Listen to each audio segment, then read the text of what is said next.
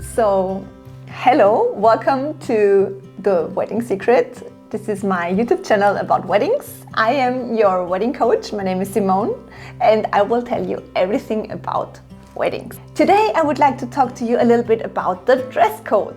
I personally think that clothes are an expression of yourself, your mood, and I know that for the guests it's very important that they are guided what they should wear.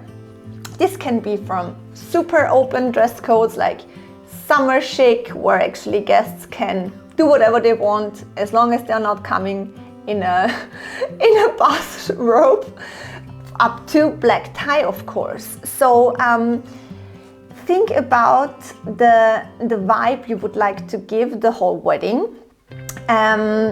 Think about the month and the heat or how cold it is. First of all, if you really would like to do a black tie in the middle of the summer, in the afternoon, outside, if you really would like to do this to your guests, you are the boss. You can do whatever you want. But think a little bit also how your guests will feel if they feel comfortable. In general, there are no laws. As I said, there is a little bit of common sense what is required if you're doing like a destination wedding in a super hot country and you start really early in the afternoon, what I personally would never recommend. Then think also about the poor men, if they really have to dress up with everything in black and black tie and stuff like that. I think personally that you have to give some guidance to your guests, because if not, they will ask for it because they are a little bit lost in space. I think there is also a nice option to have a little bit more detailed dress codes, let's say like this. You can, sometimes my couples have done it before, and for the pictures it's actually perfect if you have like themes. Very often, and I'm sure you have heard about this, you have like a white party the day before. This is something what is quite in common, especially in Mallorca, where I'm a destination wedding planner. You have like a beach club for the pre-wedding drinks, for the pre-event or the get-together the day before, and of course a white party next to the sea in perhaps like a whitish beach club. It fits perfectly. But you can also go a little bit further. I have had also in the past like some color schemes for the wedding day. Normally, if you have like a color scheme for the wedding day, it's a little bit more like pastel colors and black, or like nude colors, giving like some color schemes from two, so that your guests still have a choice. Why should you do that, or why could you do that? Let's say it like this. I personally love it. I know that for some of the guests it's always an issue because they are not so much into fashion, and then they have already their dress they are wearing always for weddings, so they would have to buy something new, and perhaps they don't feel so comfortable in a color. But for the pictures, and perhaps it's a little bit selfish, but I think in this case you can be selfish.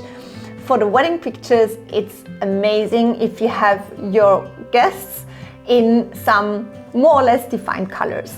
Because of course, if not, somebody has a green dress, a red dress, a blue dress, a colorful flower dress, and then of course it's not a problem.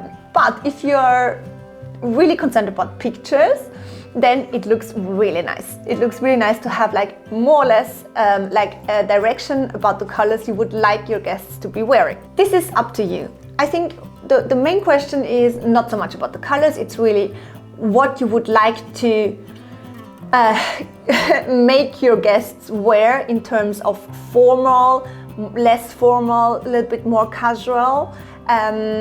This is something you have to talk with your couple, of course, with the bride and groom. You have to talk this together, and also take into consideration the temperature situation. And then also it has to, let's say, reflect the vibe. If you have a really rustic afternoon summer wedding, perhaps black tie, it's not the right dress code.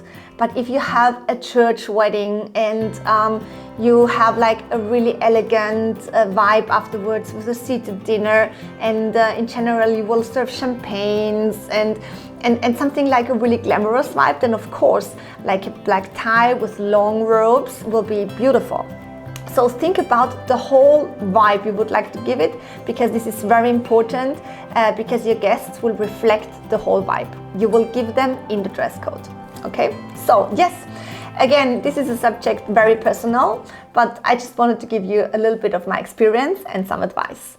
So talking about dresses, I would just like to talk a little bit about wedding dresses, not too much because it's a very personal thing, and normally my brides, they know quite well what they want, what fits for them. And in my case, it's like this, that of course there are two factors what are to take into consideration. First of all, of course, the temperature. Mallorca in summer is hot, so most probably you will not wear hundreds and layers of tulle, perhaps, or yes, you will, or long sleeves, but this depends. In the end of the day, if it's important for you, you will choose the dress you want, and then you have to suffer a little bit on the day. Everything for the pictures. But of course, the temperature makes a big impact on the wedding dress itself. The whole vibe you would like to give, the whole wedding, of course, but this is something you will know yourself. I will not talk about A-lines and siren lines and whatever now. But one thing is perhaps important, and this might be the for destination weddings especially important. This is how to transport a wedding dress. And this is depending on the airline, because nowadays nearly none of the airline, they leaves you the dress like hanging in the cockpit or wherever. So sometimes you even have to pay another seat for the wedding dress if you want to have it hanging. Or if not, I always recommend to have it in the hand luggage and not to have it down in the bodega, as you say it, because if you're doing a destination wedding, most probably you will be traveling with your wedding dress, and if the luggage gets lost, then you have a problem. And then, of course, if you have it like folded, you most probably will have to steam it. So at the destination, think about a good steaming location, or bring your own steamer with you. It depends a lot on the fabric of the dress. Or if get to know beforehand in the hotel you are staying if they are like steaming your wedding dress, because not everybody wants to take this responsibility to steam a wedding dress. So yes, this is a little bit about the dress code, and yeah, I hope you enjoyed this channel and you get some useful information. Please subscribe, and I hope to see you in the next chapter. Bye bye.